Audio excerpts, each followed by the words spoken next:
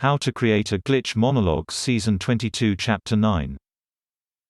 This is Season 22 of How to Create a Glitch in the Matrix Monologues Episode 9. In this episode, we will be returning to discuss the nature of manifestation of your non-consensuality in those around you. To start off, your consensuality is limited by your awareness. It is the passive and active expectations created by three factors. 1. Your theory of reality, web of associations and archetypal self-attributions. 2. Your conjoined expectations or contracts with others. 3. Your bodily rhythms and tension level. Now, your non-consensuality is created by 1. Your reactive, reflexive thoughts to stimuli created by your unconscious self-attributions, your shadow self.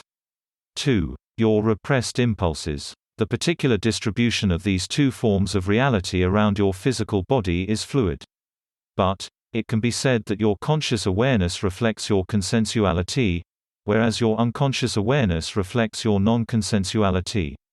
It can also be said that there are holes in your consensuality, that is, it is not a perfect continuous space. Nor is your non-consensuality.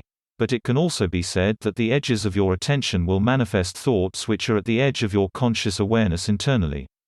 It can also be said that your consensuality preserves your internal mind, which means that your non-consensuality is intermingled with your thoughts to a greater degree, manifesting them. Thus, your shadow self dictates the actions of others when confronting you with your non-consensuality. Let me give you an example. Suppose you go into a restaurant you have never been. Suppose you know no one there.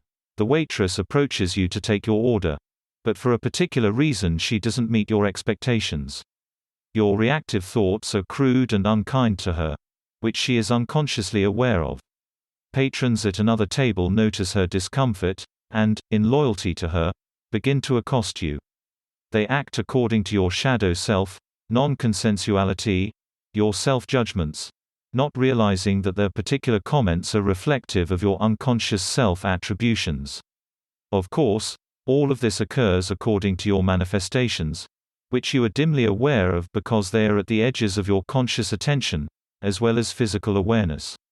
Or as another example, you are at work one day, when your thoughts wander to your coworker, wondering if she has ever dated a coworker. These thoughts are unconscious, undirected, and at the edge of your awareness. You are curious because you are attracted to her, but you repress that feeling because it is not appropriate given your relationship. The next day, at the edge of your attention, you overhear a conversation she has with another coworker answering the question you unconsciously had the day before. There are other forms of manifestation which you might become aware of that focus on counter-paradigm or dialectic comments or criticisms. Often these are cultural. For example, let's say you are unconsciously self-attributed as a person of a particular descent, though you identify as a third-generation American. You read an article about some famous celebrity and unconsciously, that is, from your shadow self, criticize them, which is counter-cultural to the common majority sentiment. The next day you are watching television and this celebrity is on TV. And they make a stereotypical comment about your particular ethnicity. Again, this is an example of a non-consensual impulse or thought manifesting its dialectical contradiction in others.